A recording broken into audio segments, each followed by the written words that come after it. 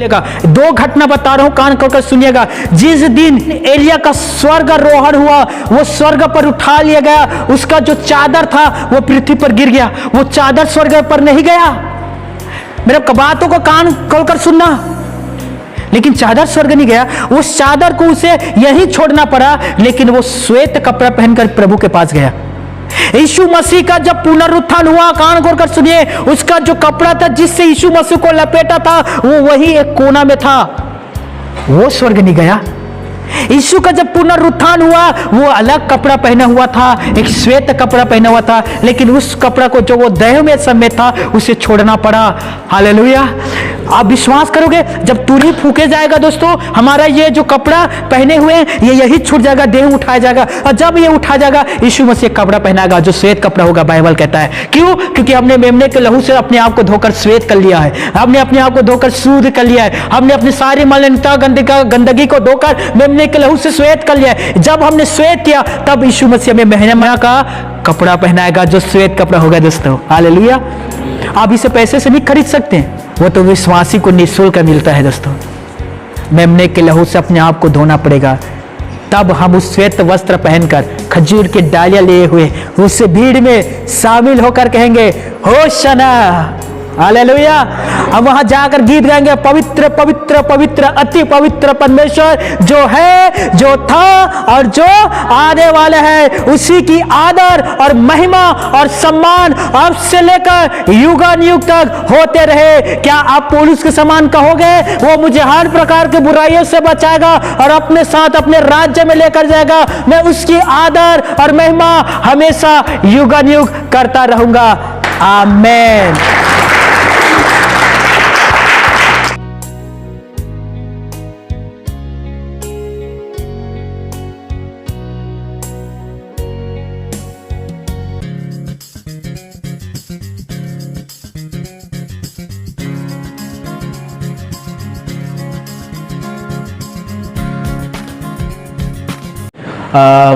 Once again praise the Lord. सभी को जय मसीह की। मैं निवेदन करता हूं, आज का जो वचन है दोस्तों थोड़ा डीप है, गहराई की बातें हैं, इसलिए मैं सभी से कहना चाहता हूं बड़े ध्यान से, आराम से आज के वचन को सुनना, तभी आप समझ पाओगे। विज्ञान, साइंस और बाइबल्स हम देखेंगे कि विज्ञान क्या कहता है पृथ्वी के बारे में, विज्ञान क्या कहता है परमेश्वर के बारे में, और बाइबल क्या कहता है विज्ञान और साइंस के बारे में। और हर एक से मैं निवेदन कर रहा हूं, बड़े ध्यान से आज के वचन को सुनना, तब ही आप समझ पाओगे। तो चलिए हम निकालेंगे लूका रचित सुसमाचार 7वां अध्याय 11 पद से लेकर 17 पद तक हम पढ़ेंगे। सभी निकालिएगा। वचन कहता है, थोड़े दिनों के बाद वह नाइल नाम के एक नगर को गया। उसके चेले और बड़ी भीड़ उसके साथ जा रही थी। 12 जब वह नगर के फाटक के पास पहुंचा तो देखो, लोग एक मुर्दे को बाहर लिए जा रहे थे, जो अपनी मां का इकलौता पुत्र था, और वह विधवा थी, और नगर के बहुत से लोग उसके साथ थे। 13 पद उसे देखकर प्रभु को तरस आया और उससे कहा, मत रो। 14 तब उसने पास आकर अर्थी को छुआ और उठाने वाले ठहर गए। तब उसने कहा, हे जवान, मैं तुझसे कहता हूं, उठ। 15 पद तब वह मुर्दा उठ बैठा और बोलने लगा।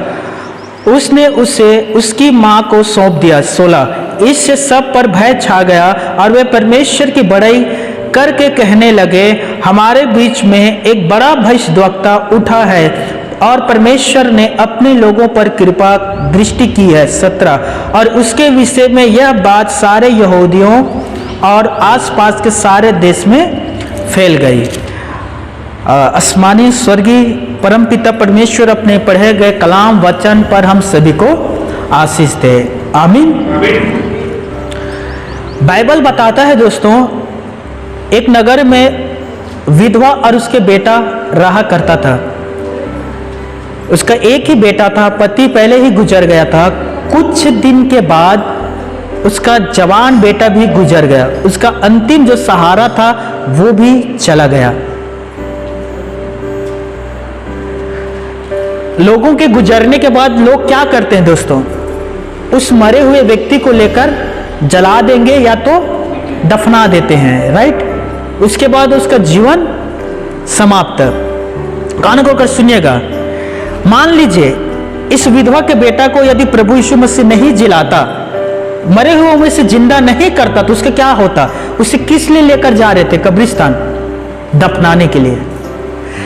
मान लीजिए वो दफन हो जाता, तो क्या विज्ञान साइंस उस जवान के बारे में क्या कहता? क्या साइंस उसके विषय में कहता कि तो आशा रख एक दिन तू जी उठेगा? क्या विज्ञान यह कहता कि भविष्य में तुम्हारे लिए एक आशा है?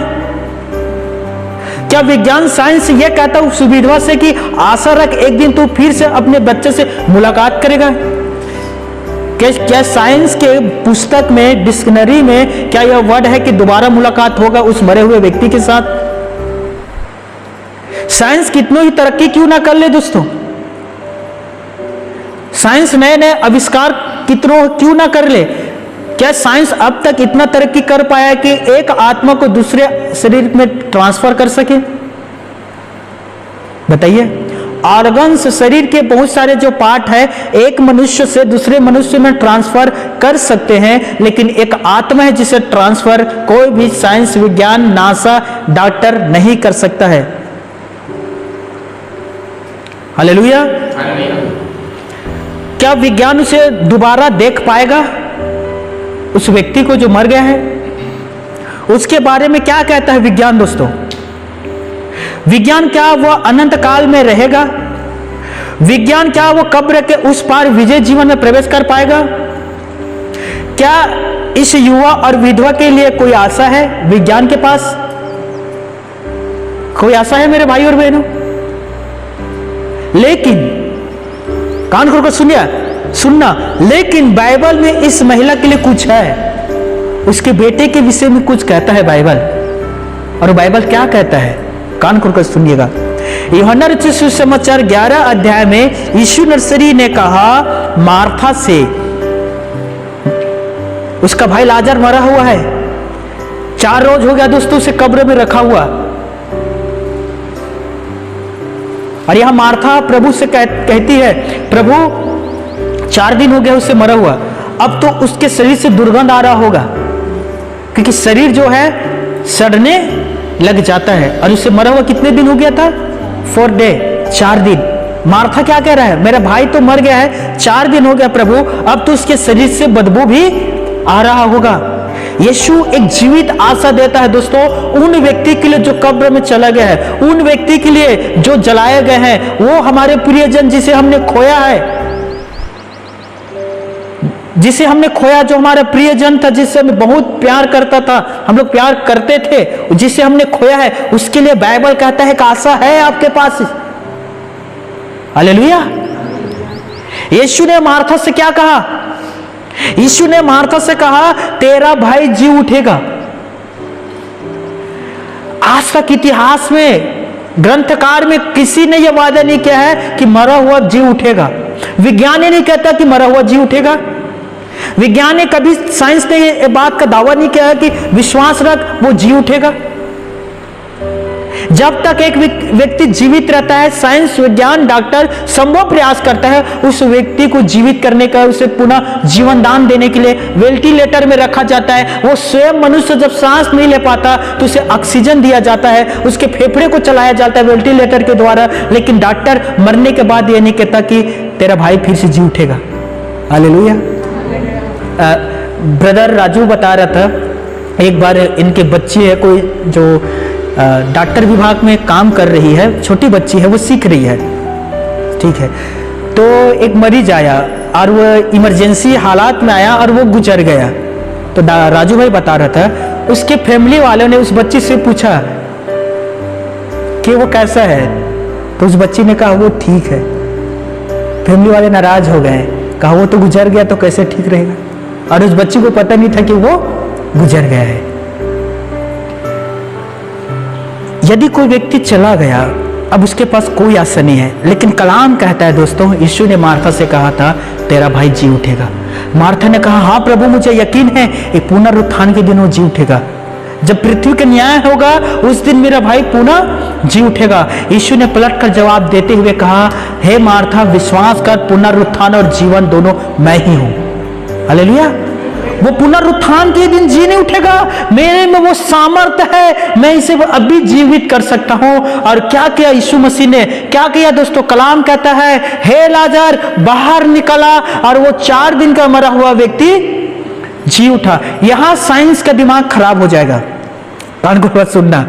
यहां विज्ञान असहाय हो जाएगा, यहां विज्ञान अपने आप को कमजोर महसूस करेगा और कहेगा मरा हुआ व्यक्ति कैसे जी उठा। यीशु ने क्या किया? असंभव को संभव में बदल दिया, वो जीवित कर दिया। इस बात को मार्था भी जानती थी, वो यहूदी विश्वासी थी कि पुनरुत्थान के दिन मेरा लाजर भाई जी उठेगा। यीशु मसीह ने कहा उस दिन तो जी उठेगा, लेकिन मैं उसे अब भी जीवित कर सकता हूं, अभी। और यीशु ने उसे जीवित कर दिया। हालेलुया। बाइबल हर एक के विषय में चेतावनी देता है, दिलासा देता है दोस्तों। अब विश्वास करिए, जो हमने अपने प्रियजन को खोया है, जो वो जहां है कब्र के अंदर, जहां उससे जलाए गए थे, उसकी हड्डी जो समुद्र महासमुद्र में जहां भी है, मैं सच कह रहा हूं, एक दिन तुरही फूके जाएंगे और वो जी उठेगा। वो कहां है दोस्तों? वो विश्राम कर रहा है। वो कहां है? वो पुनरुत्थान के स्थान पर लेटा हुआ है। हालेलुया। जैसे ही वो तुरही के शब्द सुनेगा, वो जी उठेगा, कहेगा यस, मेरा दूसरा पुनरुत्थान हो गया। हालेलुया। अपने को खोया है। मैं आप सभी से कहता हूं, बाइबल कहता है आशा रख, एक दिन वो फिर जी उठेगा, आप उससे मुलाकात करेंगे। वो बच्चा जिसने हमने खोया है, हम उससे फिर मुलाकात करेंगे। वो माता पिता जिससे हमने खोया है, उससे फिर मुलाकात करेंगे। हालेलुया। वो दादा दादी जिसने हमें अपनी गोद में खिलाया था, उससे हम एक बार फिर से मुलाकात करेंगे, और वो मुलाकात होगा स्वर्ग पर दोस्तों। बाइबल कहता है आशा रख, वो एक दिन फिर जी उठेगा। आमीन। विज्ञान साइंस सीमित है, लेकिन परमेश्वर असीमित है दोस्तों। आपको असीमित परमेश्वर की ओर देखना होगा। हालेलुया। जहां पर अपने आप को जाकर कहता है इससे आगे हम नहीं जा सकते, उससे आगे परम पिता परमेश्वर देखता है। समझ पा रहे हो मेरे बातों को? देखिए, विज्ञान साइंस इस बात का पुष्टि कर चुका है कि पृथ्वी से जो चांद की दूरी है वो इतना किलोमीटर है। एक ग्रह से दूसरा ग्रह की दूरी इतना किलोमीटर है। सूर्य की दूरी पृथ्वी से इतना किलोमीटर है। लेकिन साइंस ने, विज्ञान ने इस बात की पुष्टि कभी नहीं किया कि समुद्र, जो सबसे बड़ा समुद्र है, उसकी गहराई कितना किलोमीटर है। नापने से वे लोग कमजोर हो गए, या क्या कहें, वे लोग उस मापदंड को नाप नहीं पाए कि कितना किलोमीटर है। लेकिन अब बिलीव करेंगे, परमेश्वर उसे चुटकी में नाप सकता है कि वो कितना किलोमीटर है, क्योंकि उसे किसने बनाया? पिता परमेश्वर ने। खुदा ने कहा कि उसने कहा, कान खोल कर सुनना, उत्पत्ति की पुस्तक में परमेश्वर ने कहा आकाश के नीचे के जो पृथ्वी है वो अलग हो जाए, जल है वो अलग हो जाए। जो सूखी भूमि था उसे उसने पृथ्वी कहा, और जो जल इकट्ठा हुआ था उसे समुद्र कहा। हालेलुया। तो जिसने समुद्र को अलग किया वो जानता है कि उसकी गहराई कितना है। हालेलुया। मेरी बात समझ रहे हो? मैं आपको ना बेहतरीन और अच्छा बात बता रहा हूं, कान खोल कर सुनना। बाइबल एक साइंस की पुस्तक नहीं है, बाइबल विज्ञान की पुस्तक नहीं है। साइंस मनुष्य की बुद्धि की खोज और उपज की परिणाम है, लेकिन बाइबल ऐसे मानवीय प्रयोग से कहीं परे है दोस्तों। वह ईश्वरीय प्रेरणा द्वारा मनुष्यों के पास पहुंचाए हुए ईश्वरीय वचन है। मानवीय बुद्धिमान हो सकता है, लेकिन वो सर्वज्ञानी नहीं हो सकता। एक इंसान बुद्धिमान हो सकता है लेकिन वो सर्वज्ञानी नहीं हो सकता। इंसान इस चीज का खोज कर सकता है कि ये ऑक्सीजन है, ये हमारे लिए जरूरी है, और हमारे लिए ऑक्सीजन में कितना मात्रा है और कितना है जो उसमें कार्बन डाइऑक्साइड है, इस चीज की खोज कर सकता है। कान खोलकर सुनिएगा, मैं अच्छे बातें बता रहा हूं। एक विज्ञान जो इंसान है, वैज्ञानिक है, वो अपनी बुद्धि को एक सीमा तक ले जा सकता है लेकिन वो सर्वज्ञानी नहीं हो सकता। और साइंस किसकी खोज है? ईश्वर की। बुद्धिमान किसने बनाया? आइजैक न्यूटन बुद्धिमान। आपने पढ़ा इसके बारे में? आइजैक न्यूटन के बारे में पढ़ा है? विद्यार्थियों हाथ उठाइए। आइजैक न्यूटन के बारे में नहीं पढ़े हैं आप लोग? स्कूल नहीं गए थे क्या? हाँ, अपने डोकरा दादा के बारे में पढ़े हो? हाँ, काबोलात्री से एक ही जन हैगा, बाकी सब व्यर्थ है। एक ही ईश्वर हाव है, अवखर से बड़े कोनो नहीं हैगा, केवल एक ही जन। बोले है कि नहीं बोले है? हाँ, हालेलुया। कान खोलकर सुनिएगा। आइजैक न्यूटन के बारे में यदि आपने नहीं पढ़ा है तो वो बहुत बड़े वैज्ञानिक था दोस्तों, और बाइबल से वो पढ़कर बहुत चीज का आविष्कार किया और लोगों के सामने लाकर रखा। आइजैक न्यूटन कहता था, आइजैक न्यूटन ने ये शब्द कहा, कान खोलकर सुनिएगा, संसार में सबसे बढ़कर विश्वास योग्य यदि कोई है तो वो पवित्र शास्त्र बाइबल है। कितने सारे वैज्ञानिकों ने बाइबल से पढ़कर बहुत चीजों का आविष्कार किया। कान खोलकर सुनिएगा। प्रथम चीज उन लोगों ने ये आविष्कार किया और पता लगाया दोस्तों कि ये जो हमारी पृथ्वी है, ये पृथ्वी किसी भी चीज के ऊपर लटकी हुई नहीं है, ये आकाश में लटका हुआ है। जैसे कि हमारे पृथ्वी के बहुत सारे लोगों की यह मान्यता था और वे लोग कहते थे कि पृथ्वी शेषनाग के ऊपर है। और हमारे दादा परदादा, हमारे दादी हमें कहते थे कि शेषनाग जब उस लोट को ले लेते हैं, अधिक वजन होता है तो दूसरे के ऊपर डालते हैं, इसीलिए पृथ्वी हिलता है। और हम लोग यकीन कर लेते थे। पृथ्वी जब भी हिलता था हमें लगता था कि एक नाग ने दूसरे के ऊपर पृथ्वी को डाला है। राइट। अब साउथ चले जाइए, साउथ के लोग कहते हैं कि पृथ्वी जो है वो बड़े केचुआ, विशाल केचुआ के ऊपर है। कान खोलकर सुनिएगा, यह सच्ची बात है दोस्तों। लेकिन आइजैक न्यूटन ने 1687 में इस बात की पुष्टि कर दिया कि पृथ्वी जो है किसी के ऊपर नहीं है, वो आकाश में लटका हुआ है, आकाश मंडल में वो लटका हुआ है, वो किसी के ऊपर टिका नहीं है, वो लटका हुआ है। हालेलुया। लेकिन साइंस ने 1687 में इस बात की पुष्टि किया कि पृथ्वी आकाश के ऊपर लटका हुआ है, आकाश मंडल में लटका हुआ है। लेकिन उससे पहले ही सैकड़ों साल पहले ही बाइबल में इस बात की पुष्टि कर दिया गया था कि पृथ्वी जो है वो लटका हुआ है। 1500 BC में आयुब ने इस बात की पुष्टि कर दिया था। आयुब की पुस्तक आप निकालिए, 26 अध्याय 7वें आयत। हालेलुया।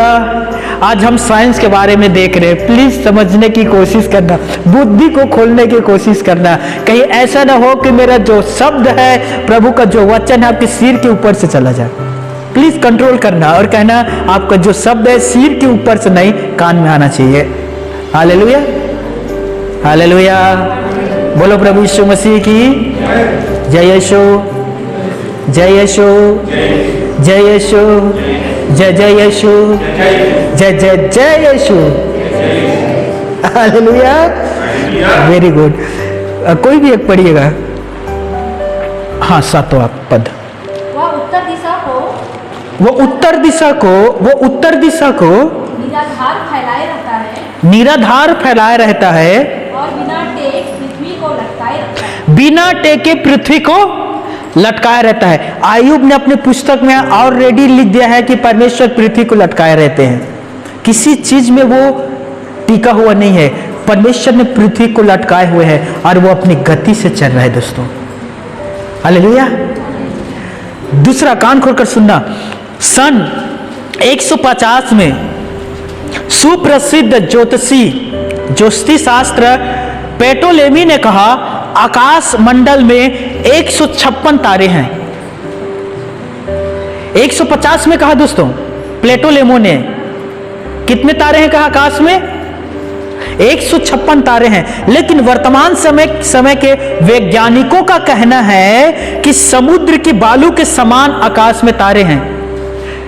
लेकिन आप क्या बिलीव करेंगे, सैकड़ों साल पहले वैज्ञानिक ने अभी पुष्टि किया है, सैकड़ों साल पहले बीसी में उत्पत्ति की पुस्तक में इस बात को परमपिता परमेश्वर ने अब्राहम से कहा था कि क्या तू आकाश के तारे को गिन सकता है? अब्राहम ने कहा नहीं, उसी प्रकार तेरा वंश उत्पन्न होगा समुद्र के बालू के समान। हालेलुया। ये आपको मिलेगा उत्पत्ति 15:5 में और इब्रानियों के पुस्तक 11:12 पद में। आगे ध्यान से सुनिएगा, कुछ वर्ष पूर्व ही वैज्ञानिकों ने खोजकर यह बात मालूम किया कि महासमुद्र में बड़ी बड़ी पहाड़े हैं। जैसे पृथ्वी भूमि में बहुत सारे पहाड़े हैं, वैसे ही सैकड़ों पहाड़ किसके अंदर है? समुद्र के अंदर। टाइटैनिक किससे टकराया था? प्लीज थोड़ा बुद्धि को खोलिए, प्रतिक्रिया दिया करें। टाइटैनिक कैसे डूबा? क्या वो समुद्र में जा रहा था फिर डूब गया? समुद्र में जा रहा था, समुद्र ने उसे पी लिया कि मैं तुझे आगे बढ़ने नहीं दूंगा? टाइटैनिक किससे टकराया था? एक पहाड़ से, जिस कारण टाइटैनिक टकराने के वजह से पहाड़ से फट गया और उसके अंदर पानी समाया और उस समुद्र में समा गया। कान खोलकर सुनिएगा, हम पृथ्वी में बहुत सारे पहाड़े देख सकते हैं, उसी प्रकार से समुद्र के अंदर भी पहाड़े। लेकिन सैकड़ों वर्ष पहले ही पवित्र शास्त्र बाइबल में यह बात लिख दिया गया था। योना की पुस्तक 2 अध्याय 6वें पद में, सामुएल के पुस्तक 12 अध्याय 16वें आयत में पहले ही लिख दिया गया था। समुद्र के अंदर बहुत सारे स्रोते हैं। इस बात को वैज्ञानिकों ने खोज कर निकाला और वैज्ञानिकों ने पुष्टि किया कि प्रति साल 430 मिलियन स्रोते फुट निकलते हैं। किसके अंदर?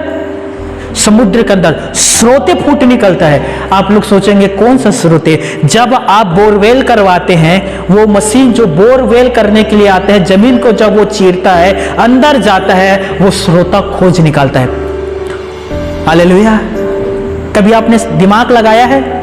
जब हम मशीन डालते हैं, वो मशीन को जब हम चालू करते हैं, वो पानी क्यों फेंकता है? कभी आपने सोचा है दोस्तों? दिमाग लगाया है? बोरिंग, आपके गांव में बोरिंग होगा, बोरिंग को अब तेड़ते हैं, पानी निकलता है, तो जितना पानी हो, पानी निकलने के बाद बोरिंग तो बंद हो जाना चाहिए, बोरवेल बंद हो जाना चाहिए। फिर लगातार पानी कैसे देता है वो? क्योंकि उसके नीचे क्या है? स्रोता, समुद्र की स्रोता है, इसीलिए वो स्रोता बहते रहता है, इसीलिए आपके बोरवेल से पानी निकलते रहता है। प्रति साल 430 मिलियन स्रोते फुट निकलता है। इस बात को किसने? वैज्ञानिकों ने खोज कर निकाला। लेकिन बाइबल में पहले ही कह दिया गया था, उत्पत्ति 7:11, उत्पत्ति 8:2, नीति वचन 8:28। समुद्र की मार्ग, समुद्र में बहुत सारे मार्ग है दोस्तों, लेकिन बाइबल में पहले ही समुद्र के मार्ग के बारे में बता दिया गया है भजन संहिता में। आगे, खून रक्त में जीवन होता है। वैज्ञानिकों ने इस बात को खोज कर निकाला कि मनुष्य की जो प्राण है वो किस में रहता है? लहू में। प्लीज ध्यान दीजिए, मनुष्य के प्राण किस में रहता है? लहू में। जब एक मनुष्य के अधिक लहू बह जाता है तो उस लहू में उसका प्राण भी निकल जाता है। इसीलिए किसी व्यक्ति में खून की कमी होता है तो क्या कहता है डॉक्टर? आपको खून चढ़ाना पड़ेगा। Hallelujah, hallelujah. लेकिन बाइबल में सैकड़ों साल पहले लेवस्था में इस बात को लिख दिया गया था, लेवस्था 17 में दोस्तों, कि मनुष्य की प्राण उसके लहू में रहता है। चलिए, समय की कमी है दोस्तों, मैं आपको संक्षेप में बताना चाहता हूं। पृथ्वी का भ्रमण, पृथ्वी की घूमना। कितने साल पहले लोग कहते थे कि पृथ्वी चेपटी है? पहले के लोग कहते थे पृथ्वी क्या है? चेपटी है। और लोग क्या मानते थे? कि सूर्य जो है पृथ्वी का चक्कर लगाता है। लेकिन वैज्ञानिक ने क्या पुष्टि किया? कि सूर्य पृथ्वी के चक्कर नहीं लगाता, पृथ्वी सूर्य के चक्कर लगाता है। और पृथ्वी चेपटी नहीं है, पृथ्वी क्या है? अंडे के आकार में है, गोल नहीं है, गोल भी नहीं है पृथ्वी, वो कैसा है? अंडे की आकार में है। इस बात को वैज्ञानिकों ने पुष्टि किया, लेकिन बाइबल ऑलरेडी पहले ही कह दिया गया था कि पृथ्वी का आकार कैसा है।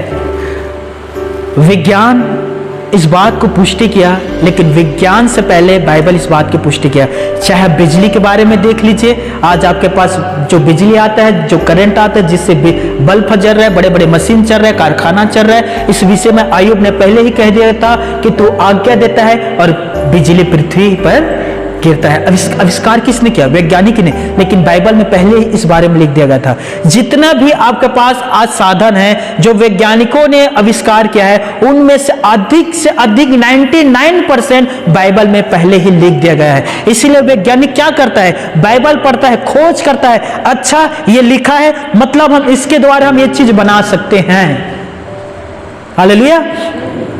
मुझे बताइएगा, अभी जो बहनें गर्भवती नहीं हो सकते, उन लोग क्या करते हैं?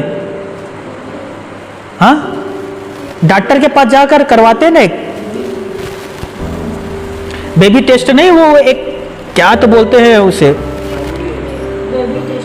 बेबी, जिसमें गर्भ में भाइयों का स्पर्म लेके बहनों के गर्भ में डाला जाता है। यह आविष्कार अभी अभी किया ना, कुछ साल पहले ही आया ही है। लेकिन आप क्या विश्वास करोगे, उत्पत्ति की पुस्तक में पहले ही इसके बारे में लिख दिया गया था। सारा बच्चा नहीं जनती थी, वो बांस थी। उसने अपने पति अब्राहम से कहा कि हजीरा के पास चले जा और उसके गर्भ को मैं किराए पर ले लेता हूं। किस पर? किराए पर। बच्चा तो वो जमेगी, लेकिन वो बच्चा किसका कहलाएगा? सारा का। और गर्भ किसका रहेगा? हजीरा का। लेकिन किसका कहलाएगा? सारा का। हालेलुया।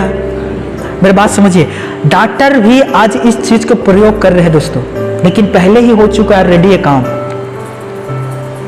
आमीन। हालेलुया। आगे कान खोलकर सुनिएगा दोस्तों, हम साइंस विज्ञान के बारे में देख रहे हैं।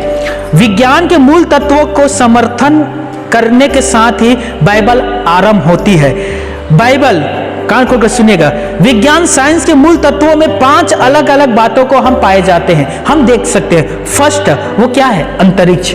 दूसरा, वो क्या है? समय। तीसरा, वस्तु। चौथा, गति। पांचवा, बल। इन 5 तत्वों को मिलाकर ही बाइबल प्रारंभ होता है, आरंभ होता है दोस्तों। साइंस विज्ञान में 5 चीजों को देखे जाते हैं और बाइबल इससे आरंभ होता है। उत्पत्ति पहला अध्याय, पहला और दूसरा आयत पढ़िएगा, देखिए साइंस के बारे में, जल्दी से पढ़िएगा कोई भी हो। आदि में परमेश्वर ने आकाश और पृथ्वी की सृष्टि की, आदि में परमेश्वर ने आकाश और पृथ्वी की सृष्टि की, और पृथ्वी बेडौल और सुनसान पड़ी थी। पृथ्वी बेडौल और सुनसान पड़ी हुई थी, और गहरे जल के ऊपर अंधियारा था, गहरे जल के ऊपर अंधियारा था, तथा परमेश्वर का आत्मा जल के ऊपर मंडराता था। परमेश्वर के आत्मा जल के ऊपर मंडराता था। देखिए, हमने विज्ञान में किन चीजों को देखा? 5 चीजों को। वो क्या है? अंतरिक्ष। दूसरा क्या है? समय। तीसरा, वस्तु। चौथा, गति। और पांचवा, बल। ये 5 चीज मिलकर साइंस बनता है दोस्तों। बाइबल क्या कह रहा है? आदि में क्या था? आदि में क्या था? आदि में समय था। आदि में क्या था? समय।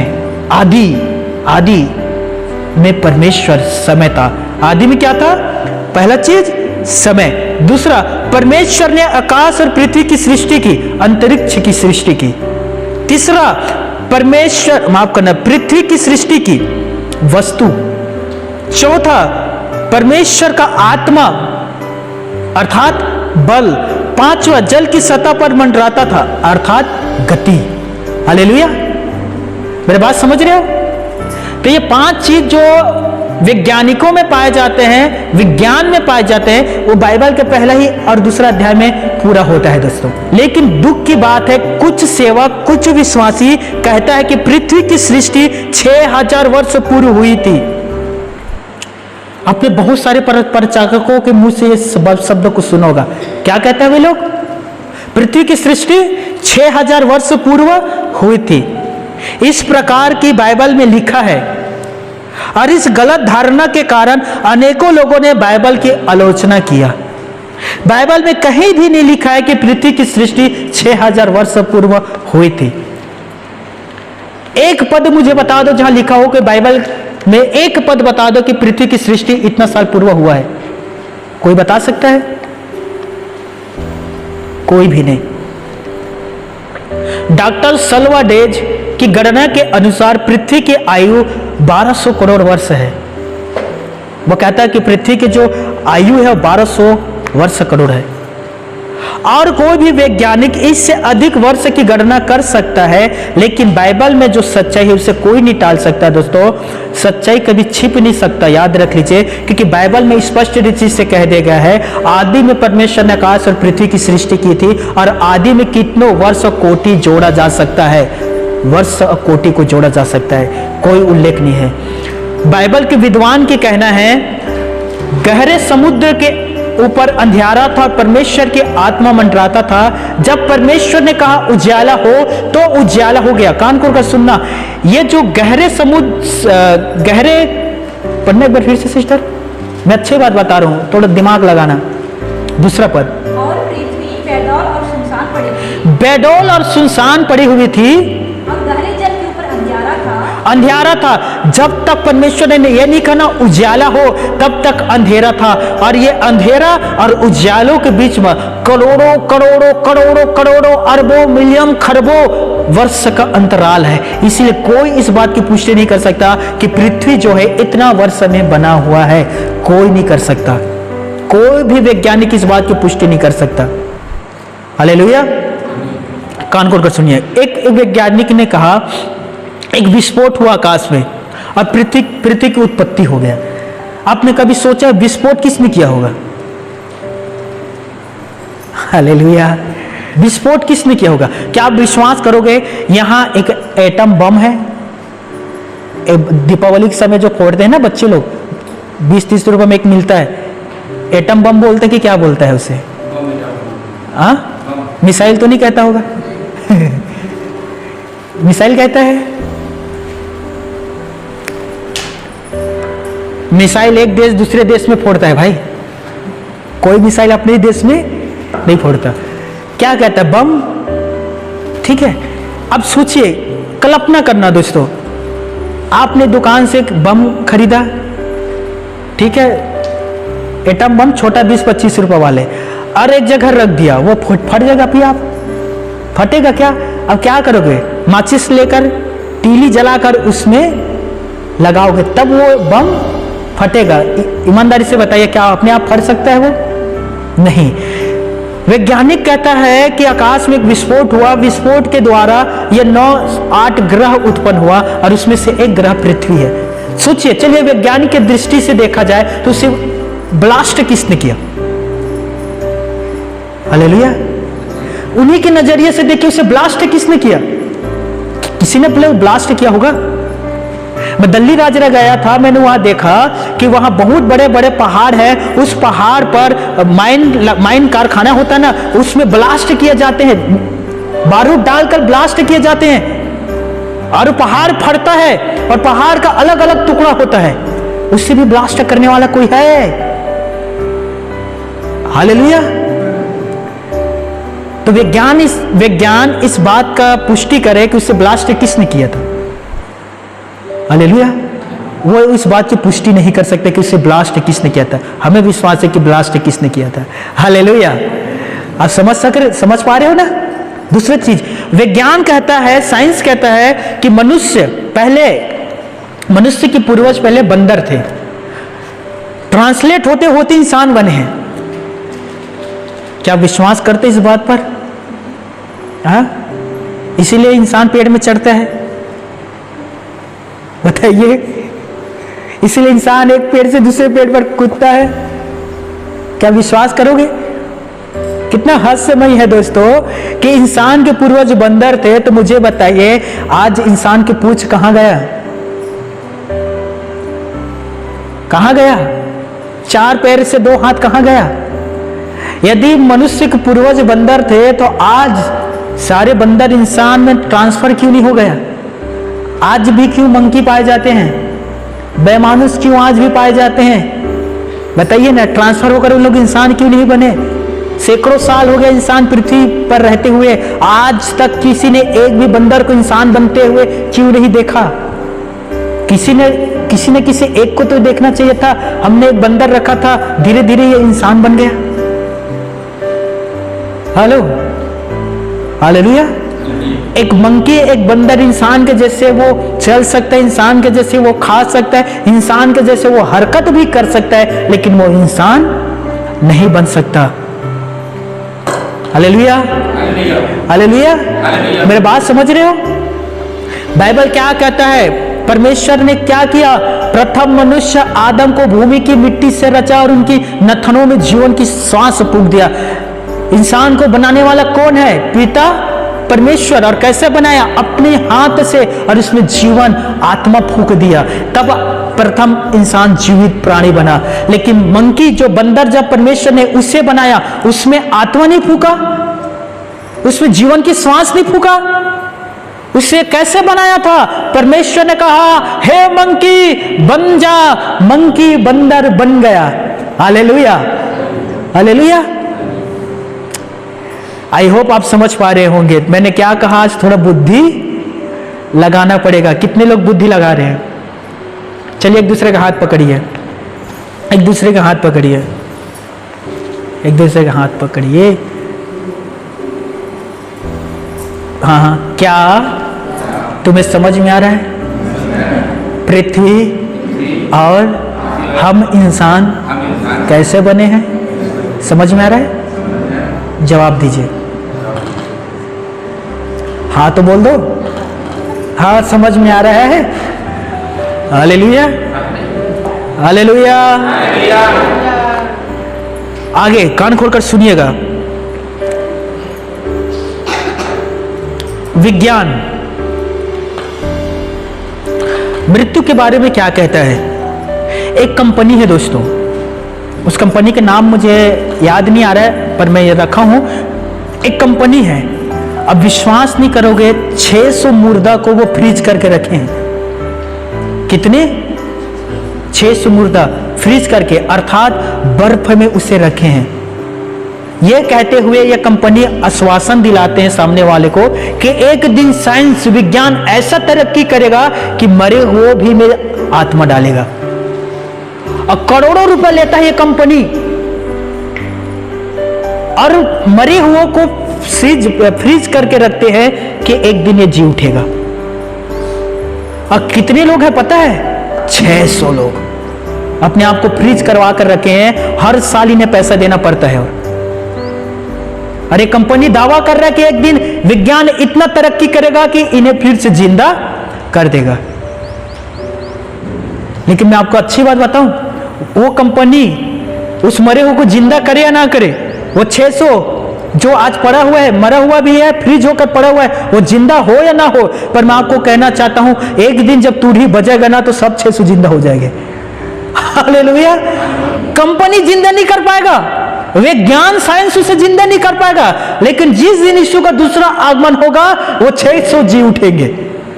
मैं आशा नहीं दिला रहा हूं, मैं गारंटी दे रहा हूं, उसे जी उठना होगा, जी उठना। हालेलुया। प्रूफ चाहिए, सबूत चाहिए, कान खोल कर सुनिएगा, मैं आपको सबूत दे रहा हूं। देखिए, हम में से हर एक को मृत्यु का सामना करना पड़ेगा, यह सत्य है दोस्तों, और इस सत्य को कोई भी टाल नहीं सकता। मैं आपको आश्वासन दिलाता हूं, लेकिन इससे बढ़कर अटल है हमारा पुनरुत्थान होना। मृत्यु सत्य है, पुनरुत्थान अटल है, इसे कोई नहीं रोक सकता। आमीन। दुनिया भर में मृत्यु का नया आंकड़ा पता चला है मुझे दोस्तों, और लिखा है हर दिन, माफ करना, लिखा है हर सेकेंड में, एक सेकेंड में 3 लोगों की मृत्यु होता है। हर मिनट में 180 लोग मरते हैं। हर घंटे में 11,000 लोग मरते हैं, और एक दिन में 2,50,000 लोगों की मृत्यु होता है एक दिन में। जब दुनिया भर की मृत्यु का आंकड़ा है, सोचिए कितने लोग मरते हैं? 2,50,000। हम में से हर एक इसका सामना करेंगे दोस्तों। भाग नहीं सकते, हमें इसका सामना करना पड़ेगा। पर मेरा सवाल है विज्ञान से, मेरा सवाल है आप सबसे, मृत्यु के बाद क्या? मृत्यु के बाद आगे क्या? खुदा का मैं दिल से धन्यवाद करता हूं कि परमेश्वर ने मृत्यु सबके लिए लाया है। नहीं तो धनवान कहता कि तुम गरीब हो इसलिए तुम मर गए। मैं सच कह रहा हूं, धनवान लोग यही कहते कि तुम गरीब हो इसलिए तुम मर गए। मृत्यु सबको आना है दोस्तों, लेकिन मृत्यु के बाद क्या? साइंस इसके आगे नहीं देख सकता, साइंस इसके आगे अभी तक तरक्की नहीं किया है, ना कभी कर पाएगा दोस्तों। मृत्यु के आगे क्या? कलाम कहता है मृत्यु के आगे भी जीवन है और वो अनंत जीवन है। हालेलुया। अब निकालिएंगे बाइबल से, अब निकालिए दोस्तों, अब प्रचार आरंभ हो रहा है। हालेलुया। प्रचार अब आरंभ हो रहा है, कान खोलकर सुनिए। मृत्यु के बाद क्या? कौन है जो मृत्यु पर जय पाया है? कौन है जो मृत्यु को हरा सकता है? कौन है मृत्यु के उस पार हमें अनंत जीवन में ले जा सकता है? कौन है वो? वह कौन है? तो आप मैं सबसे कहना चाहता हूं, वो केवल प्रभु यीशु मसीह है जो मृत्यु को हराया है, उसके अलावा कोई नहीं। मृत्यु के बाद भी एक जीवन है, इस बात की पुष्टि कौन करता है? बाइबल। मृत्यु के बाद भी अनंत जीवन है, इस बात की पुष्टि कौन करता है? बाइबल। वही ना मृत्यु को हरा सकता है जो पहले मृत्यु पर जयवंत हुआ है। और कौन जयवंत हुआ है दोस्तों? यीशु मसीह। महान जान गोटिया, महान जान ध्यान से सुनना, कितने सारे साधु संत महात्मा आए, जीवन जिया, मरा, चला गया, उसके बाद क्या? खत्म जीवन, समाप्त जीवन लीला। लेकिन यीशु क्या करता है दोस्तों? ध्यान से सुनिएगा। हम में से सभी ने कभी ना कभी पिक्चर देखे होंगे, फिल्म।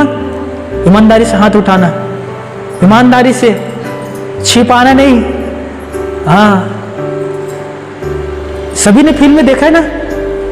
क्या होता है फिल्म में? क्या दिखाता है दोस्तों? एक नगर है, उसमें गुंडा भरा है, वो लोगों की जमीन हड़प लेता है, लोगों से पैसा टैक्स वसूलता है, राइट? बेमतलब कि किसी भी पुरुष को मार देता है। फिर उस नगर को बचाने के लिए कौन आता है? हीरो। देख रहे हो, हीरो। नगर को बचाने के लिए कौन आता है? हीरो। वो क्या करता है? गुंडा के साथ फाइट करता है, आंदोलन करता है, जंग छीड़ देता है और आखिरी में वो गुंडा को हरा देता है। और हीरो भी एक दिन मर जाता है, हीरो भी मर गया। पिक्चर दी एंड, खत्म। हमारा हीरो आता है कौन? यीशु मसीह। वो शैतान से लड़ता है, फाइट करता है, शैतान को हरा देता है। हमारा यीशु मसीह मर जाता है। पिक्चर अभी बाकी है। हमारा हीरो यीशु मसीह तीसरा दिन जी उठता है। हालेलुया। कान को कर सुनिए, तीसरा दिन जी उठता है। 500 से अधिक लोगों ने इसे जी उठने के बाद देखा। जी उठने के बाद वो रोटी खाया, मछली खाया, अपने आप को प्रूव किया और कहा कि यदि कोई आत्मा होता है उसमें हड्डी और मांस, एक आत्मा में हड्डी मांस नहीं होता। लेकिन यीशु ने प्रूव करके कहा मुझ में हड्डी और मांस दोनों है, मुझे छू कर देखो। हालेलुया। वो देह समेत जी उठा था दोस्तों, अपने बॉडी के साथ। कान खोकर सुनिएगा। 500 से अधिक लोगों ने देखा। 40 दिन रात वो जी उठने के बाद पृथ्वी पर गुजारा। पिक्चर बाकी है। वो स्वर्ग जाते हुए कहता है मैं दोबारा फिर आऊंगा अपने लोगों के लिए। हालेलुया। किसी भी संत महाजन कितने अवतार आया, किसी ने वादा नहीं किया कि मैं दोबारा आऊंगा। एक केवल यीशु मसीह है जिसने कहा मैं दोबारा फिर पृथ्वी पर आऊंगा अपने लोगों को लेने के लिए। हालेलुया। और उसी के हम इंतजार कर रहे हैं, बाट जो रहे कि यीशु मसीह का आगमन दोबारा फिर इस पृथ्वी पर होगा। और वो बड़े तुरही के शब्द में, धधकते हुई आग में, स्वर्ग दूतों के साथ श्वेत घोड़े में बैठकर वो हमें लेने के लिए आएगा दोस्तों। प्रत्येक आंख उसे आते हुए और हमें इस पृथ्वी से जाते हुए देखेगा, हर एक आंख। हालेलुया। हालेलुया। मृत्यु के बाद क्या? मृत्यु के बाद जीवन है दोस्तों। अब निकालिएगा पहला कुरिन्थियों 15 अध्याय और हम 39 आयत से आगे पढ़ेंगे।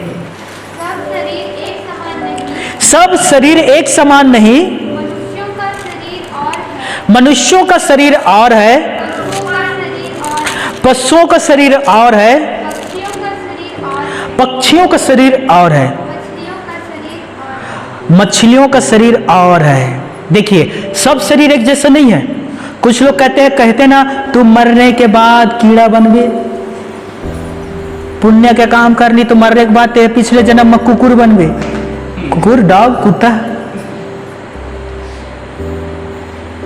कुत्ता भी देख कर कहता हूं मैंने तुम्हारा क्या बिगाड़ा था। ये इंसान कुत्ता क्यों बनेगा? कुत्ता बनने का नस्ल हमारे पास है, वो अधिकार हमारे पास है, हम इसे कुत्ता बनने नहीं देंगे। तुम इंसान ही ठीक हो। लोग कहते हैं ना दोस्तों, तुम मरने के बाद फलाना जानवर बनोगे, 84 लाख योनि लेने के बाद फिर तुम इंसान बनोगे। इंसान वेट करेगा, 84 लाख योनि लेने के बाद फिर से इंसान बनूंगा। बाइबल इस चीज के विषय में विश्वास नहीं करता, इग्नोर करता है, तिरस्कार करता है। कलाम क्या कह रहा है? सब शरीर एक जैसा नहीं होता। मनुष्य के शरीर और है, पशुओं का शरीर और है, पक्षियों का शरीर और है, मछली के शरीर और है। आप मुझे बताइए, आप में से कितने हैं जो नॉनवेज खाते हैं, मांसाहारी है? हाथ उठाइए, प्लीज प्लीज उठाइए। मैं भी खाता हूं, इसीलिए मैंने पहले हाथ उठाया। हालेलुया। प्रभु आपको आशीष दे, खूब दबाकर खाया करो। जब आप मछली खाते हैं उसका स्वाद कैसा होता है? जब आप चिकन खाते हैं उसका स्वाद कैसा होता है? मछली के स्वाद और चिकन के स्वाद में अंतर होता है कि नहीं होता है? जब आप बकरा खाते हैं अंतर होता है कि नहीं होता है? होता है कि नहीं होता है? आप देखेंगे इन मांसों में अलग अलग आपको स्वाद मिलता है दोस्तों। चाहे आप किसी भी भाजी को ले लीजिए, चाहे आप पालक भाजी ले लीजिए, लाल भाजी ले लीजिए, मेथी भाजी ले लीजिए, चाहे आप किसी प्रकार की सब्जी ले लीजिए, चाहे वो भिंडी हो, चाहे वो फूल गोभी हो, चाहे वो पत्ता गोभी हो। हालेलुया। हर एक में आपको अलग अलग स्वाद मिलता है कि एक जैसे होता है। हालेलुया। कलाम क्या कह रहा है? सब शरीर अलग अलग परमेश्वर ने बनाया। पक्षी का अलग है, पशु का अलग है, उड़ने वाला का अलग है, समुद्र की मछली का अलग है, इंसान का भी अलग है। एक इंसान कभी कोई भी शरीर में कन्वर्ट नहीं हो सकता। एक इंसान कभी भी कोई भी पशु का रूप धारण नहीं कर सकता, और कोई भी पशु इंसान का रूप धारण नहीं कर सकता है। कलाम क्या कहता है? सबका शरीर अलग अलग है। हम आगे देखेंगे 40 अध्याय। स्वर्गीय देव है और पार्थिव देव भी है। दो देव के बारे में बात कर रहे हैं। स्वर्गीय देव, एक स्वर्ग का देव है। पार्थिव देव, एक जो हम धारण किए हुए, ये कौन सा देव है? पार्थिव देव है। ये स्वर्गीय देव है? नहीं। यदि ये स्वर्गीय देव होता तो इसमें बीमारी नहीं आता, इसमें कष्ट नहीं आता। ये देव भूख मरता है, इसे खाने की जरूरत पड़ता है, लेकिन स्वर्गीय देव को खाने की जरूरत नहीं है। कलाम क्या कर रहे? देखिए, स्वर्गीय देव है, पार्थिव देव भी है, परंतु स्वर्गीय देवों का तेज और है, पार्थिव देव का और। सूर्य का तेज और है, चंद्र का तेज और है, तारों भेड़ का तेज और है, क्योंकि एक तारे से दूसरे तारे के तेज में अंतर है। बाइबल स्पष्ट रीति से कहता है दोस्तों, स्वर्गीय देव है, पार्थिव देव भी है। हालेलुया। जिनका कान हो वह सुन ले। मैंने आरंभ में क्या कहा था? साइंस के बारे में हम थोड़ा देखेंगे। हालेलुया। आई होप बच्चे लोग तो समझ पा रहे होंगे, आप भी समझने की कोशिश करें। मैं जानता हूं आप बोलोगे हमारा बाल यूं ही पका नहीं है। 60 साल का अनुभव है। 42 पद, टिक लगा लेना। कान खोलकर सुनिए, टिक लगा लेना। मुर्दों का जी उठना भी ऐसा ही है। शरीर, ये जो हमारा शरीर है, नाशवान दशा में बोया जाता है, लेकिन ये अविनाशी रूप में जी उठेगा। कान खोलकर सुनिए, जब आप किसी मरे हुए को लेकर कब्र में डालोगे, वो नाशवान दशा में तो बोया जा रहा है, लेकिन देखना वो वहां जाएगा, अविनाशी रूप में वो जीव भी उठेगा। हालेलुया। अविनाशी का अर्थ होता है जिसका कोई मृत्यु नहीं, अविनाशी जिसके जीवन पर मृत्यु ना हो। आगे, वो अनादर के साथ बोया जाता है और तेज के साथ जी उठेगा। निर्बलताओं के साथ बोया जाता है, लेकिन वो सामर्थ्य के साथ जी उठेगा। स्वर्गीय देव बोया जाता है और आत्मिक देव जी उठेगा, क्योंकि स्वाभाविक देव है तो आत्मिक देव भी है। हालेलुया। कंफ्यूजन मत रखिएगा। एक स्वर्गीय देव है तो एक शारीरिक देव है। एक स्वर्गीय देव हमें मिलेगा, कब मिलेगा? जब यह देव दफनाया जाएगा। हम नया कपड़ा कब धारण करते हैं? पुराना को बदल कर नया धारण करते हैं ना, कि एक साथ दोनों धारण कर लेते हैं, पुराना भी और नया भी। जब किसी की शादी होता है, दूल्हा तैयार करता है, उसे नया ही कपड़ा पहनाता है ना, दुल्हन को भी नया कपड़ा पहनाता है कि पुराना ही पहनकर चले जाते हो। हाँ, क्या होता है, दोनों नया कपड़ा पहनते हैं ना। कलाम क्या कह रहे हैं दोस्तों, देखिए कान खोलकर सुनिए। 44 स्वाभाविक देव बोई जाती है, आत्मिक देव जीव उड़ते हैं। जबकि स्वाभाविक देव है तो आत्मिक देव भी है। लिखा है, प्रथम मनुष्य आदम जीवित प्राणी बना, दूसरा आदम यीशु मसीह जीवन देने वाला आत्मा बना। हालेलुया। हमने उसका रूप धारण किया। किसका? आदम, जो मिट्टी से बनाया हुआ था, ये उसका देह है। दूसरा आदम यीशु मसीह, उसका भी रूप हम धारण करेंगे। हालेलुया। अब कलाम क्या कहता है पता है? ये कब होगा? कब हम इस देह को त्यागेंगे और वो अविनाशी देह को धारण करेंगे? चुटकी में, तुरही फूंकते ही, हमारे पलक झपकते ही ये हो जाएगा। 51 पद, देखो मैं तुमसे भेद की बातें कहता हूं, हम सब नहीं सोएंगे, हम सब नहीं मरेंगे, परंतु सब बदल जाएंगे। और ये क्षण भर में, पलक मारते ही, अंतिम तुरही फूंकते ही हो जाएगा। क्योंकि तुरही फूंकी जाएगी और मुर्दे अविनाशी दशा में उठाए जाएंगे और हम क्षण भर में बदल जाएंगे। हालेलुया। कैसे होगा? क्षण भर में बदल जाएंगे। ये अचानक होगा दोस्तों, अचानक। कलाम क्या कहता है पता है? आगे देखिए 54, जब यह नासवान अविनाशी को पहन लेगा और ये मरणहार अमरता को पहन लेगा, तब वो वचन जो लिखा है वो पूरा हो जाएगा। जय ने मृत्यु को निगल लिया। हे मृत्यु, तेरा जय कहां रहा? हे मृत्यु, तेरा डंक कहां रहा? देख, हमारे विश्वास और हमारे जय ने मृत्यु को निगल लिया। हमारे जीवन पर फिर मृत्यु नहीं रहेगा। हालेलुया। मेरे बात को और ध्यान दीजिए। कलाम कहता है, जिस दिन हमने विश्वास किया था उसी दिन हमने मृत्यु को निगल लिया था। निगलने का अर्थ क्या होता है? जब एक गिलास हम पानी पीते हैं, उसे हम निगल लेते हैं। हमने मृत्यु को भी निगल लिया है। पौलुस क्या कहता है? मेरे लिए जीवित रहना मसीह है और मर जाना लाभ है। मेरा मन कहता है कि मैं कुछ करके अभी इस देह को छोड़कर पिता के पास जाऊं। ये केवल एक विश्वासी कह सकता है, अविश्वासी नहीं कह सकता। एक विश्वासी मृत्यु से नहीं डरता, एक विश्वासी मृत्यु से नहीं कांपता। मृत्यु तो वो जानता है, ये मृत्यु तो प्रभु से मुलाकात करने के लिए है। हालेलुया। ये मृत्यु तो मुझे अपने परदेश को छोड़कर अपने देश में जाने के लिए, जहां से मैं आया था वहीं मैं जाऊंगा। Hallelujah, hallelujah. क्या आप समझ पा रहे हैं मेरे बातों को दोस्तों? कितना अनहोना और अद्भुत बात है दोस्तों। हम बदल जाएंगे चुटकी में। हमने अभी ये कपड़ा पहना है ना, हम घर जाकर इस कपड़ा को बदलेंगे। बदलते हैं कि नहीं बदलते हैं दोस्तों? हाँ, अब बिलीव करेंगे, हमारा देह ही नहीं बदलेगा। हम इस नासवान शरीर को, मरणहार शरीर को त्याग कर अविनाशी और अमरता का शरीर धारण करेंगे और साथ में एक श्वेत कपड़ा भी। हालेलुया। प्रकाशित वाक्य भविष्यवाणी की पुस्तक में लिखा है, प्रकाशित वाक्य 3 के 5 में, जो कोई भी जय पाएगा मैं उसे श्वेत वस्त्र पहनाऊंगा। हालेलुया। यीशु क्या कह रहा है? जो कोई भी मेरे पीछे चलेगा वो जय पाएगा, मैं उसे श्वेत वस्त्र पहनाऊंगा और मैं उसे पिता और स्वर्गदूतों के सामने स्वीकार करूंगा, अपना लूंगा। क्योंकि इन्होंने मुझे मनुष्यों के सामने अपनाया था, इसीलिए मैं अपने संतानों को स्वर्गदूतों और पिता परमेश्वर के सामने अपनाऊंगा और कहूंगा ये मेरा संतान है। और क्या करेगा यीशु मसीह? एक श्वेत कपड़ा आपको पहनाएगा। हालेलुया। और आपको पता है किससे वो श्वेत वस्त्र पहनाएगा? जिन्होंने अपने गुनाह, अपने पाप, अपने अपराध, अपने व्यभिचार, अपने गंदगी को मेमने के लहू से धोकर शुद्ध किया है, उसे ही वो श्वेत वस्त्र पहनाएगा। हालेलुया।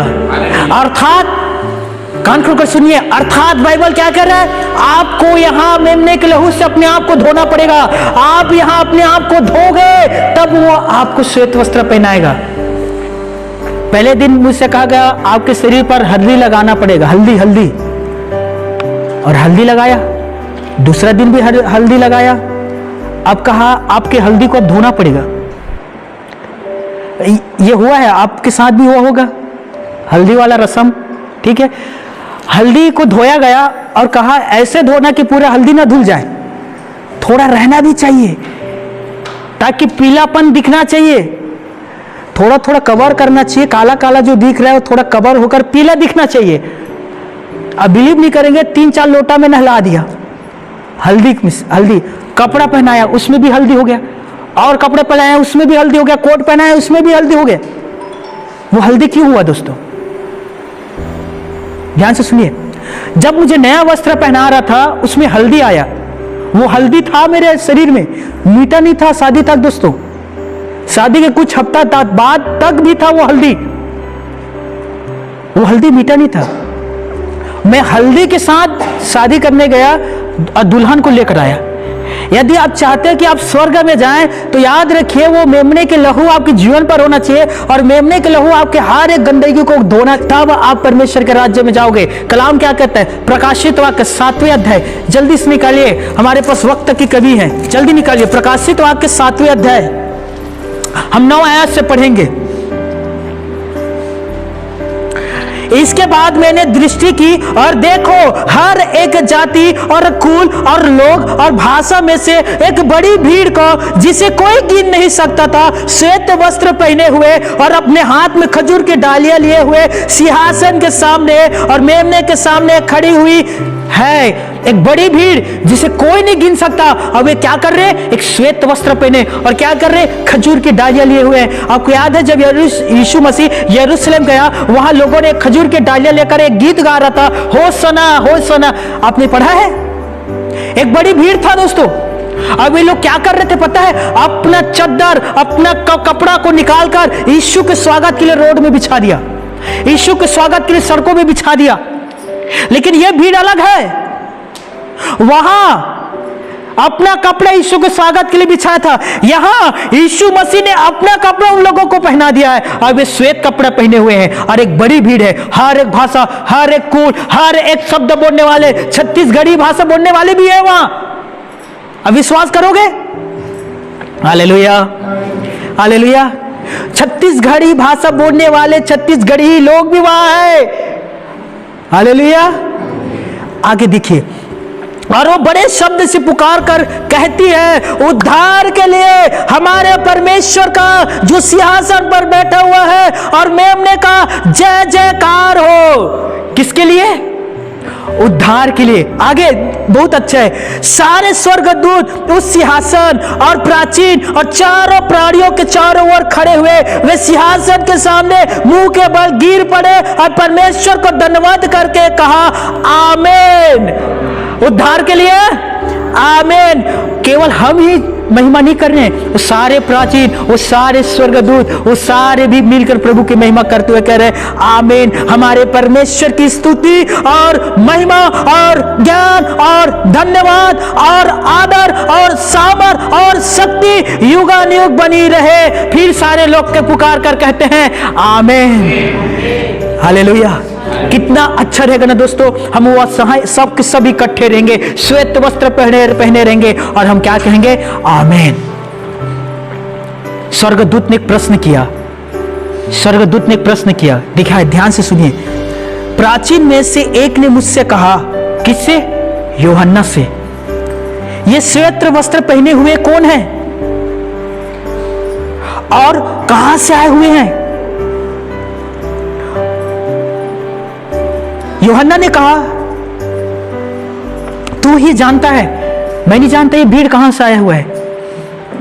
उस प्राचीन ने कहा, ये वे हैं जो उस महाक्लेश में से निकलकर आए हुए हैं और इन्होंने अपने अपने वस्त्र मेमने के लहू से धोकर श्वेत किए हैं।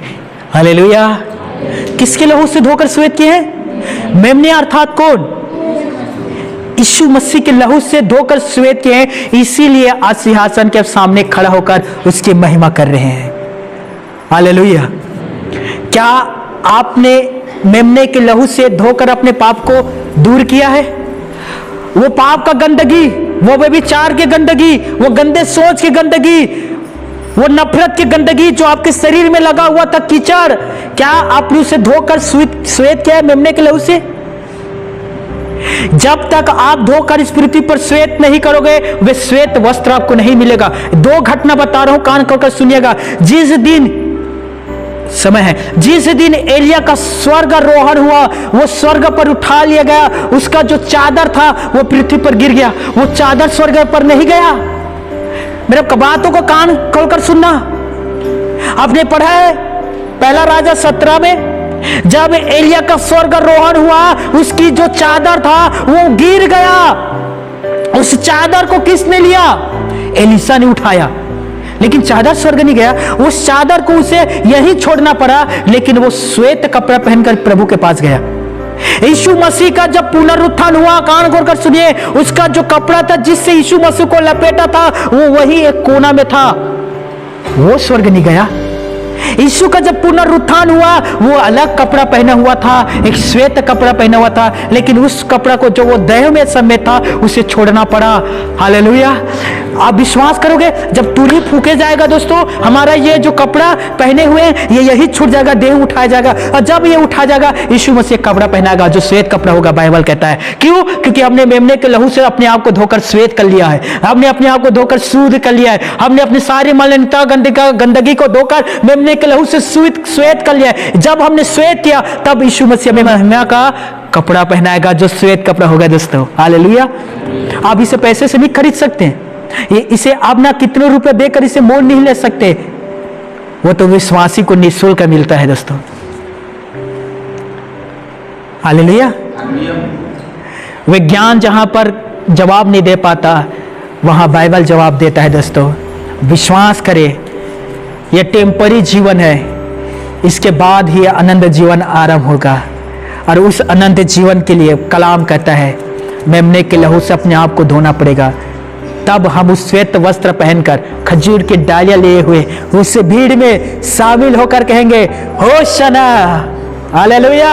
हम वहां जाकर गीत गाएंगे, पवित्र पवित्र पवित्र अति पवित्र परमेश्वर, जो है, जो था और जो आने वाला है, उसी की आदर और महिमा और सम्मान अब से लेकर युगानुयुग तक होते रहे। क्या आप पौलुस के समान कहोगे, वो मुझे हर प्रकार के बुराइयों से बचाएगा और अपने साथ अपने राज्य में लेकर जाएगा, मैं उसकी आदर और महिमा हमेशा युगानुयुग करता रहूंगा।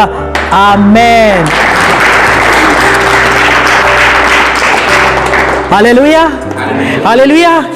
मन तो कर रहे हैं अभी चलते हैं वहां, लेकिन क्या करें, अभी बुलावा नहीं आया है। हालेलुया। कितना सुंदर जगह है। एक गीत है, एक सुंदर गीत है दोस्तों, छोटा सा कोरस गीत है। स्वर्ग एक सुंदर जगह, मेरा यीशु रहता वहाँ, जहाँ पाप नहीं, जहाँ श्राप नहीं, जहाँ लड़ाई नहीं, जहाँ बुराई नहीं। ला ला ला ला ला ला ला ला ला ला ला ला ला ला ला ला। स्वर्ग एक सुंदर जगह, मेरा यीशु रहता वहाँ, जहाँ पाप नहीं, जहाँ श्राप नहीं। कितना अच्छा जगह है दोस्तों, जहाँ हमारा यीशु मसीह रहता है। यूहन्ना रचित सुसमाचार 14:2, यीशु ने कहा, डरना नहीं, विश्वास रखना, धीरज धरना, युवाओं रखना, मैं तुम्हारे लिए घर बनाने के लिए जा रहा हूँ। जब वो बन जाएगा, फिर मैं आकर तुम्हें अपने साथ ले जाऊंगा, कि जहां मैं रहूं वहां तुम भी रहो। ऐसा प्रभु आपको कहीं नहीं मिलेगा जो कहता है कि जहां मैं रहूंगा वहां तुम भी रहो। लेकिन आज देखना, गुरु महात्मा के सिद्धांत, उसका पद उपाधि यहाँ, चेले यहाँ, आपने देखा ना। लेकिन हमारे यीशु क्या कह रहा है, जहां मैं रहूंगा वहां तुम रहोगे। प्रकाशित वाक्य 3:21, जो कोई जय पाएगा उससे मैं अपने सिंहासन, अपने साथ अपने सिंहासन पर बैठाऊंगा। जैसे यीशु के सिंहासन है, वैसे बराबर में आपका भी सिंहासन रहेगा। कोई ऐसा करेगा? कोई भी गुरु करेगा? आज देखना, बड़े बड़े मंच होते हैं, गुरु की सिंहासन, वो 15 फीट में बैठे रहते हैं आपने देखा होगा। लेकिन यीशु क्या कह रहा है, जहां मेरा सिंहासन वहां तेरा भी सिंहासन। जो श्वेत कपड़ा मैंने पहना है, वही श्वेत कपड़ा तुम्हें भी पहनाऊंगा। जिस महल में मैं रहता हूं, उसी महल में तुम रहोगे। जिस सोने के सड़क पर मैं चलता हूं, उसी सोने के सड़क पर तुम भी चलोगे। कोई भेदभाव नहीं, कोई भेदभाव नहीं। वो हमारा पिता है और पुत्र का बराबर का अधिकार होता है, हम उसके पुत्र हैं। यूहन्ना 1:12 जितनों ने विश्वास किया उसने उन्हें परमेश्वर की संतान होने का अधिकार दिया। गर्व से कहना हम परमेश्वर की संतान है। हालेलुया। गर्व से कहना हम परमेश्वर की संतान है। इसीलिए जैसे यीशु मसीह प्रार्थना करता था हे अब्बा पिता कहकर, हम भी प्रार्थना करते हैं हे अब्बा और हे पिता करके। गलातियों 4:7 में लिखा है विश्वास के द्वारा हम उसकी संतान हैं। अब हम भी इस प्रकार की प्रार्थना करेंगे हे अब्बा और हे पिता कर। हालेलुया। कितना अच्छा बात है दोस्तों। मैं 2 घंटा और प्रचार करूं, बहुत सारे प्रचार है, लेकिन दुख की बात है कि हमारे पास समय की कमी होता है दोस्तों। दुख की बात है कि हम सप्ताह में एक बार आ पाते हैं। काश हम सभी एक गांव एक बस्ती में बसे रहते हैं, रोज आराधना करते हैं। हालेलुया। रोज शैतान के कमर को तोड़ते हैं। आज हमने शैतान के कमर को तोड़ दिया, 3 दिन बाद वो फिर जुड़ जाता है। सच में सोमवार फोन नहीं आता, मंगल फोन नहीं आता, गुरुवार फोन नहीं आता, बुधवार से शुरू हो जाता है पास्टर जी 3 दिन ठीक था, अब गुरुवार से फिर से परेशान हो रहा है। मैंने कहा शैतान के कमर को तो तोड़ दिए थे, तो वो कहता फिर मैं जोड़ दिया। अब पास्टर प्रभु कमर तोड़ता है, इन लोग फिर तीसरे दिन जोड़ देते हैं, फिर परेशान करता है। राइट। आज सोचिए रोज इकट्ठे होते तो रोज कमर तोड़ते कि ना भुरका बना देते, और उसी भुरका को फिर आप अपना सब्जी में डालकर खा जाते। हालेलुया। बोलो प्रभु यीशु मसीह की जय। मेरी बात समझिएगा। चलिए अब आप कह रहे हो ना मुस्लिम राज्य बने, चलो हम मुस्लिम राज्य बना दिए, क्योंकि हम उसके नाम नहीं ले सकते ना, इसीलिए मुस्लिम भाई के ले रहे, क्योंकि मुस्लिम और ईसाई दोनों मार खाते हैं। है ना। लोग बोलते हैं पहले कसाई फिर ईसाई, पहले कसाई फिर ईसाई, तो हम दोनों मार खाते हैं। तो दूसरे के उदाहरण देंगे। चलो मुस्लिम भाई बोल रहे हैं कि हम मुस्लिम राज्य बनाएंगे, बन गया, चलो उसके बाद क्या शराब बिकना बंद हो जाएगा? बताओ ना, बंद हो जाएगा? मुस्लिम राज्य बन गया, क्या मारपीट बंद हो जाएगा? मुस्लिम राज्य बन गया, चलो गांजा पीना बंद हो जाएगा? मुस्लिम राज्य बन गया, चलिए व्यभिचार बंद होगा, जो बच्चों के साथ बलात्कार हो रहा बंद होगा, करप्शन लूटखोरी बंद होगा, राज्य बनने से बंद हो जाएगा क्या?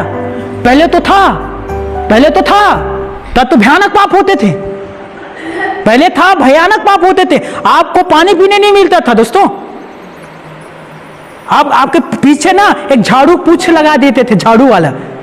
आप अशुद्ध थे, आप दलित थे, आपके बहू बेटी के साथ गलत हुआ करता था, उस समय तो था राज्य।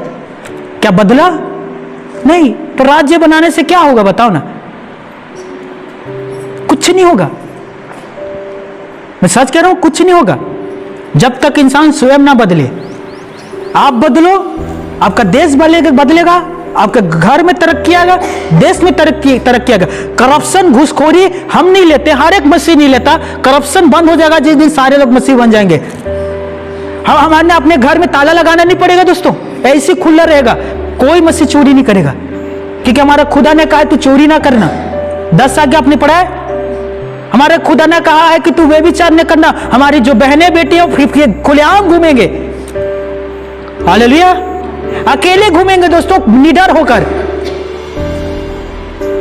जब मसीह राज आएगा ना तो कोई भी प्रकार की बुराई पाप नहीं होगा, हर एक अच्छे से घूमेंगे। क्यों? क्योंकि हम खुदा के भय में रहते हैं, इसीलिए हम गलत नहीं करते। थप्पड़ खाकर हम दूसरे गाल को देते हैं। क्या हमारे पास बल नहीं है? हमारे पास लाठी नहीं है? हमारे पास तलवार नहीं है? क्या हम नहीं खरीद सकते? क्या तलवार खरीद के रख सकते हैं कि नहीं?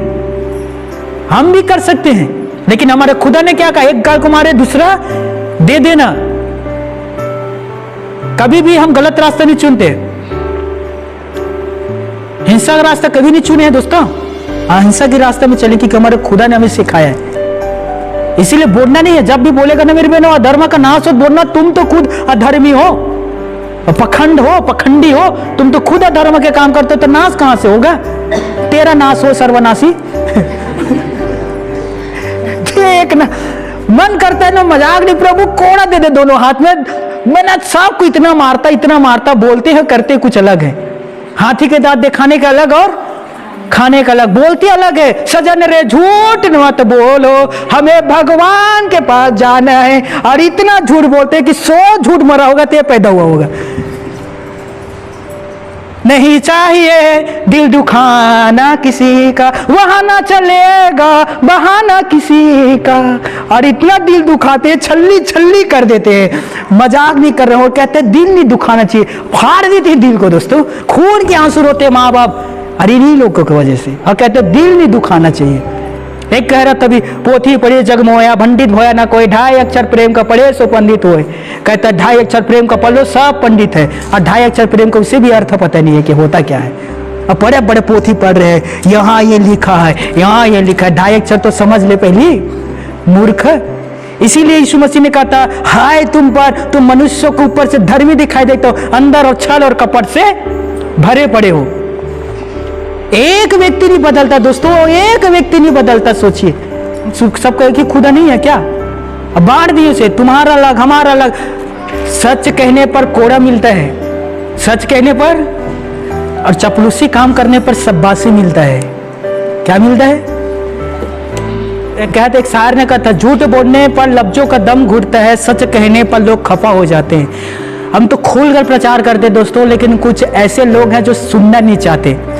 आज ऐसे समय आ गए ना कि धर्म के नाम से लोग को मार पीट रहे हैं, देख रहे हो, पीट रहे धर्म के नाम से। दीप खाते हो, मांस खाते हो, धर्म के नाम से पीट रहे हैं, लेकिन कोई भी ऐसा नहीं है जो धर्म के रास्ते में चले। कितना दुख की बात है, राइट? अभी महाकुंभ में कहा कि मुस्लिम नहीं आएंगे, अभी पैर से उन्हें रोंदा गया, मुस्लिम के मस्जिद में गए, मुस्लिम भाई ने सनर दिया, आओ, उन्हें खाना दिया, उन्हें कम्बल दिया। सोचिए दोस्तों, जिससे बैर रखा उसी में प्रेम दिखाया। सोचिए उनकी इन एकता को क्यों नहीं देखता? सारे मुस्लिम गलत नहीं होते, सारे ईसाई गलत नहीं होते, सारे हिंदू गलत नहीं होते। मैं हिंदू हूं, लेकिन एक दो की वजह से आप सबके ऊपर उंगली मत उठाया करो दोस्तों, कभी भी नहीं। आज जो सैनिक है ना, वो सारे धर्म के लोग हैं जो बॉर्डर में हमारी रखवाली कर रहे हैं। किसे किसे बांटोगे बताओ ना, बताओ ना, किससे बांटोगे दोस्तों?